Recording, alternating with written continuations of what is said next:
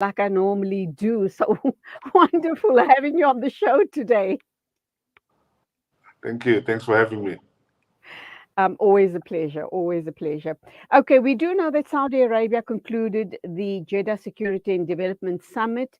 Lots of issues have been raised there, one of them being some of the leaders suggesting Crown Prince Mohammed bin Salman that unified efforts are required to support the global economy and that unrealistic policies regarding energy sources would only lead to inflation. Are they talking global issues here? Do they include us down south as well? Or are they just really talking about their own interests? And what do we make of this summit? Well, the summit was planned for the GCC members, and Joe Biden joined because he was invited by Mohammed bin Salman. But you know, of course, that he went there mainly to do his own business of insisting on Mohammed bin Salman to increase the oil outputs because of the war in Ukraine. So that's why he was there. And Israel and Palestine were just by the way visits because, as you know, all the U.S. presidents who visit the Middle East must go to Israel and then touch base to the Palestinians. So the visit in Bethlehem, where he met Mahmoud Abbas, was nothing but part of that tradition of the U.S. President who come and visited part of the world. So the main reason was to try and help the Americans by ensuring that the oil supplies are increased, and that will help Joe Biden as the congressional elections are due to take place, and his popularity was certainly going to be helped by that. If that was to happen, in other words, if the oil prices, particularly the gas prices in the United States, were reduced, because at the moment everything is high, including the gas prices, which are reaching the record heights due to the sanctions of Russia by the West after it invaded Ukraine. Clearly, all the leaders that are there are really just looking after their own interest and their own country's interest. But be that as it may, it seems that Jordan's King Abdullah was probably one of the lone voices that kind of stated that stability in the region without a solution to the Israeli Palestinian conflict will not be possible. What do you make of that statement? And do you think the other leaders around the table would have bought into that narrative? Well, they would have, but I mean, it's a joke to expect anything serious coming from the Jordanian, who have been part and parcel of not really putting a strong position against the state of Israel towards the Palestinians. The reason why he was there in the first place, it was for him to cement this move by the Israelis led, at least for now, it used to be led by the Egyptians and the Jordanians, who were the first to normalize relations with Israel. At the moment, we have Mohammed bin Zayed of United Arab Emirates who are pushing this normalization process. So the reason why King Abdullah was there and he uttered those statements was mainly to encourage others, two very key players who have not yet normalized relations with Saudi Arabia and Qatar, to go ahead and normalize those relations. We know that Iraq was also invited, and Iraq was invited again because Iraq is one of the main producers of oil. But there's nothing really you'll expect of serious nature from King Abdullah of Jordan. He's one of those who have long been confirmed as a puppet of the West and has done nothing for the Palestinians except lip servicing. The other issue is there seem to have been grave concerns around Iran and Iran's nuclear development program. All of the leaders present at this summit raised deep concerns around that issue. How do you think that this is going to then play out? They will do everything they possibly can to stop further development of Iran's nuclear program. Well, the serious part is that Iran has more enemies. Before, Iran used to have Israel as its arch enemy in the Middle East, but now we know that the Sunni countries have since joined the alliance with Israel and the United States in terms of fighting Iran. So you have Saudi Arabia, United Arab Emirates, and others who are saying Iran is posing a threat not only to Israel, but is posing itself a threat to the region, because Iran supports Hezbollah, Iran supports the Houthis in Yemen, Iran supports Hamas. So as a result, they see Iran now as the new common enemy between Israel and the Arab states, and that's a very sad state of affairs. So when Joe Biden went to Israel, one of the things that the message that he got from Yair Lapid, who's the acting Prime Minister of Israel, was that take the message to the Arabs that we need to make sure that we stop Iran, because Iran is not only a threat to us as the Israelis, but is also a threat, particularly to the Saudis, who are continuing to fight the Houthis in Yemen. So Iran is the new boogeyman in the Middle East, and they'll do whatever it takes to stop Iran. But as I've said, the saddest part is that whereas in the past Iran was fighting Israel alone, but Iran is now fighting Muslims, and I'm not quite sure how's that going to go down with other Muslims in the region. So you are likely to see this new coalition and the new front against Iran. In fact, including normal Joe like ourselves, who are now going to be led by those countries pushing an agenda of fighting Iran, and eventually Iran will be totally isolated in the region, not only by Israel and Americans and other allies, but the entire Middle East, particularly the Sunni world in the Middle East. Biden also expressed a concern about Iran's alliances with China and Russia. That is a great possibility as well, isn't it? Because if Iran's being isolated by the rest of the Middle Eastern leaders, they are going to possibly create stronger ties with China and Russia. How does that play out then? And what does that then mean for that region and possibly world peace? Well, Iran was invited and indicated that they'll be joining BRICS, if you remember a couple of weeks ago. So there's that step of Iran joining BRICS. But Iran has also been part and parcel of the coalition, particularly with Russia, in Syria. Iran has not been innocent. I mean, Iran has supported Bashar al-Assad, who butchered his people and destroyed his country and driven millions of people out of that country, creating chaos around the world in terms of immigration challenges, which we find ourselves now. So Iran has not been an innocent player. In fact, has been very destructive in its politics in the Middle East, in terms of, particularly in Syria, when it supported Bashar al-Assad, who then, as I've said, killed his people. So it's expected that as it continues to search alliances and friends outside Russia, who's now isolated, it's likely to form some alliances with China, which is another destructive.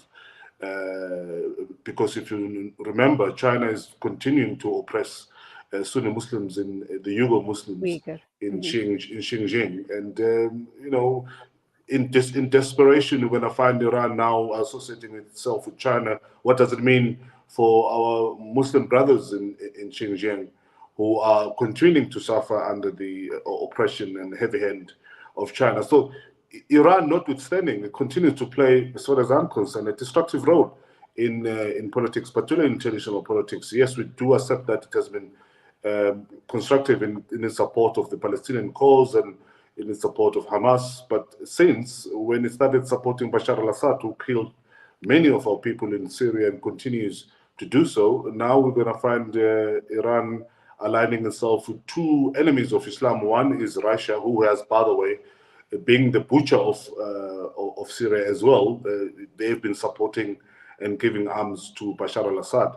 And those two, China and Russia, are now going to have Iran. And this is why Joe Biden has said he wants to come and speak to those in the Middle East, so that he stops the possible alliances that may arise between those countries and Russia and China. I'm actually at a loss for words, because as we unpack this summit, what you've just highlighted to me, Thembisa, is that there is no leader. There is absolutely no leader, not only in the Middle East, but all around the globe, that doesn't have blood on his hands. Having said that, it's very distressing, I might add. Having said that, what do you believe was the positives that might have come out of this summit? Or is it just same old, same old?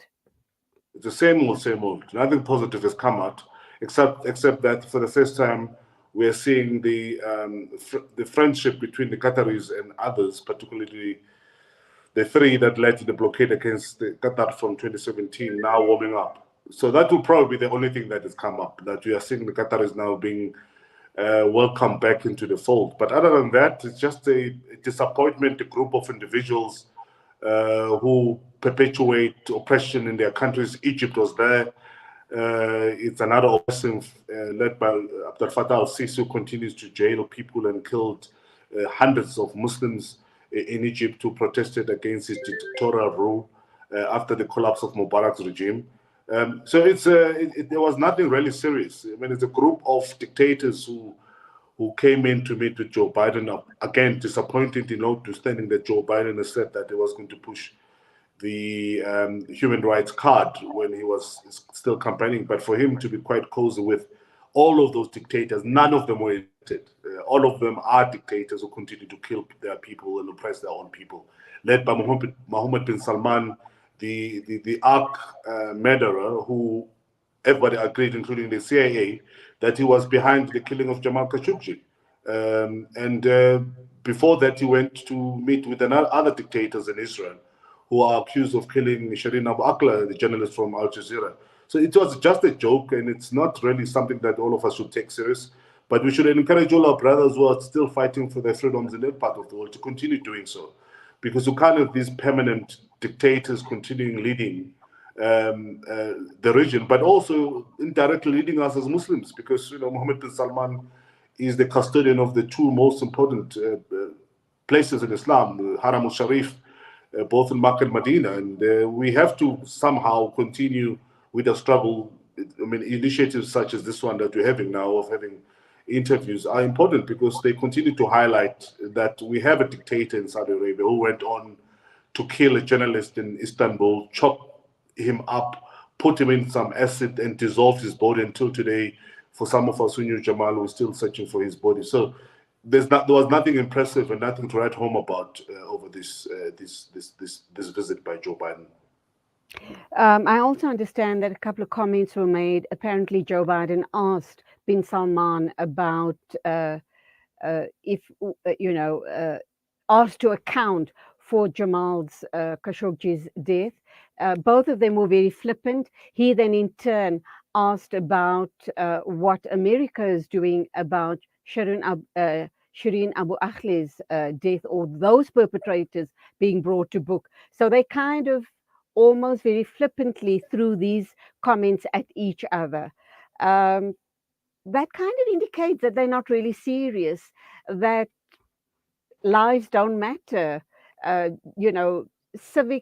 Civilian lives don't matter. As long as it serves their agenda, it's okay. But otherwise, those lives don't matter. Truth No, speakers' that's true. lives don't matter. No, that's true. And I don't even believe that he asked him about Jamal Khashoggi.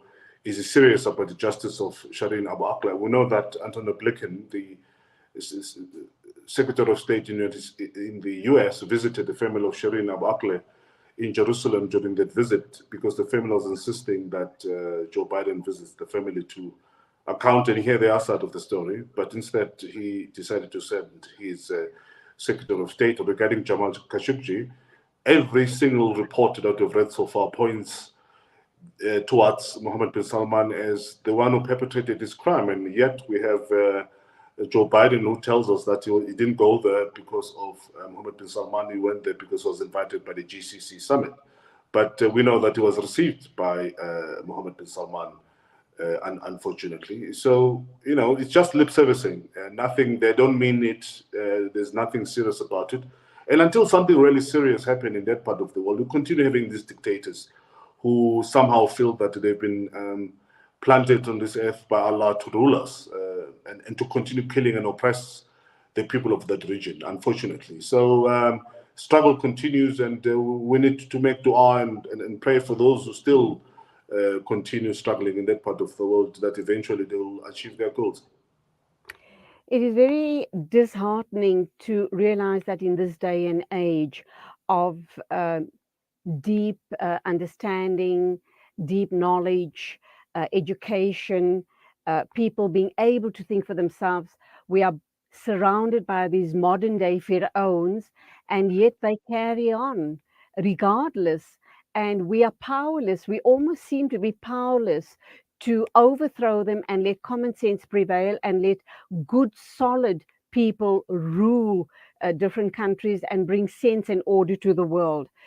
Earlier on, you made a comment about unless something serious happens in that part of the world, and I guess elsewhere as well, will there be some sort of shift in balance and perhaps normalcy can return to the rest of the world? What what is your thinking around that? What is that serious, something serious that needs to happen that's going to shift the balance? I think the second Arab, excuse me, the second Arab Spring or some sort of revolution, that's the only language I think those dictators understand, and that's the only way you can actually replace these dictators in the region. Talking and expecting that out of the goodness of their heart, in inverted commas, they will institute democratic processes and allow free and fair elections and allow themselves to be voted out of power is not going to happen. Many of them have continued to say that democracy was not meant for the people of the Middle East. In other words, they are the rightful leaders of that part of the world in the manner they run the business of governing the people. So the only way you can have a replacement of those people is through what we saw unfortunately failed in 2011, which was the Arab Spring. Because we have these dictators unelected who have entrenched themselves, who are extremely powerful. And if they disagree with you, they kill you, you somehow disappear in the desert. And until that changes and we have the rule of the people by the people, you'll continue having this oppression. And it's unfortunate that the Arabs have gotten so used to it and they don't see any alternative to this except the likes of Abdul Fattah al-Sisi, a joke who has killed thousands of people, including Mohammed Morsi, if you remember, who died in prison mysteriously, and they didn't even want to have a public funeral for him, notwithstanding that he was the first democratically elected president of Egypt. So Egyptians are there, the Bahrainis are there, and the Emiratis are there, and the Saudis are there. And what do you expect? I mean, these are the people who really do believe that they are appointed by Allah to rule us, and they are here representing the will of Allah in terms of how they rule us and how they oppress us, including the No, Jordanians. they were not appointed by Allah. They were appointed by their Western puppet masters to do their bidding. And sadly, it is a sad state of affairs to think that brown and black people do not understand democracy and they shouldn't be living in a democracy. That also says a lot for South Africa, our situation, and possibly other parts of Africa, does it not? Well, yes, it does, but South Africa is even much more complicated. I think there's going to be, we need to redirect our politics. I'm glad you used the term brown and black, because that in itself, for me, is another trapping. Because whereas in the past we're all black and we face one enemy, right now, given what's happening around us in terms of this terrorism and all of what I call terrorism in terms of the shooting, the whole point is to emphasize this separation between ourselves, the And brown and the black, and the brown people are likely to be the boogeyman. And I think it's a dangerous socio-political term that was started used by the youngsters, and it might just come back to haunt us because it absolutely. becomes much more convenient now to say, you are not part of me, you brown, and I'm black. And if someone wants to come and further polarize our society to say the brown people are creating some havoc within our society, the black people will readily agree. And I think, and I've said this before, that these terms cannot be used loosely. We have to be extremely careful how we use them. The whole non-racialism that was pushed by our forefathers was really trying to prevent this. I mean, suddenly we've got three races distinctly. You have the white and the black and the brown, unfortunately, they don't have that much political power, except that they might just be used as a boogeyman. So I would like to emphasize that we go back to the term that we used to use to describe all of us, which was called black. In that way, it makes it easy for all of us to stand firm as one people, because we can see, and I was on 702 yesterday talking about the same subject, to say there are some people who are trying to create some havoc between certain people of this country. And if we find ourselves fragmented willingly and calling ourselves the other, we are likely end up fighting amongst ourselves. That is the traditional black people who used to stand firm for injustice and non-racialism, etc., who have since somehow found themselves that they are not black. Nothing personal, Chewy. I do apologize for digressing, but I think it's a very important point to continue. We started talking about the summit in the Middle East, with Biden and other Middle Eastern leaders there.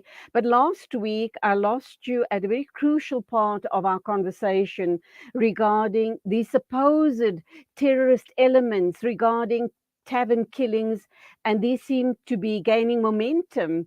There's been killings in Lenasia over the weekend as well.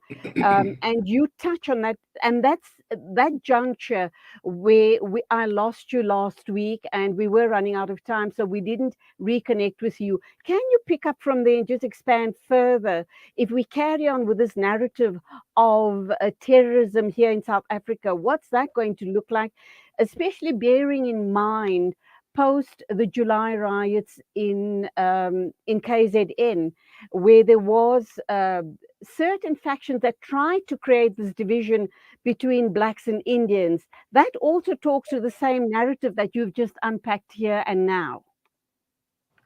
Yeah, I think, it will require us to have much more time, maybe another show, but there is definitely something going on here.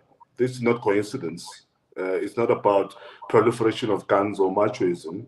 It's coordinated. You have people who just, Alex, for example, on Thursday, people who just walk in and shoot people at random and don't take nothing from them and run away. You can see what's going on. It's all meant to trigger a certain type of instability. But importantly, at the end of the day, we'll have to find out who is the culprit, right? And, by the look of things that the people have started talking about, the terrorism in Cabo Delgado in Mozambique. Others are talking about how government was careless in reintegrating those of our community who came from Syria and Iraq back into the society, and they never followed up about the whereabouts of those people. So you can see where the narrative is leading towards. And it will take one trigger in terms of, amplifying that explanation that, we are facing possible terrorism from or conducted by Muslims. And after that, horse would have bolted, and we'll find ourselves in a much more complicated position. So these things are very important. And given that we have the intelligence and the police who are most of the time sleeping in the job and giving explanations to something so obvious, how do you continue telling us that these are territorial wars when you have 21 young kids dying in Enyobeni from some strange gassing or poisoning, and we still trying to find out what has happened? Then you have people in Orlando East who are shot at random, in Eastern Cape, in Pietermaritzburg. All of these are happening, and we're still insisting that there's a gun proliferation and South Africa has got full of crime. And no one has come up to say, listen, hey, hold on. There is something really not gelling here. There is a coordinated approach, and there's a coordinated attempt to destabilize this country. But my greatest worry as a Muslim is who's going to be the boogeyman, who's going to be carrying the can, who is going to be accused of this instability, because obviously this is trying to destabilize the country, and they will have to find a boogeyman. And that's why, therefore, I insist that, all small little terms and that will keep us together as one. We must continue insisting on non-racialism, because it's the only glue and protection that we have, not me, because I'm Zulu, but minorities that I belong to. But alhamdulillah, you're Muslim as well.